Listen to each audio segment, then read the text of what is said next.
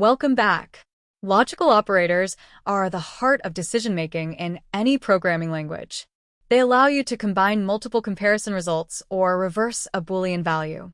Python uses the keywords and, or, and not for these operations. 1. The AND operator.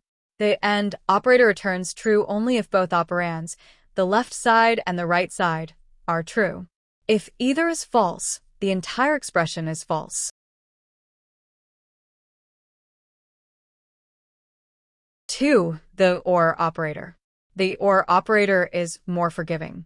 It returns true if at least one of the operands is true. It only returns false if both operands are false. 3. The NOT operator. The NOT operator is a unary operator, meaning it only takes one operand. It simply reverses the logical state of its operand, turning true into false and false into true.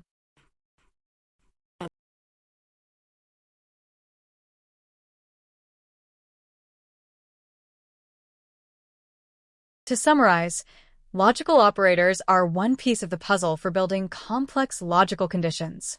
Remember that AND requires strict compliance, while OR allows for flexibility. We have learned the fundamental operators.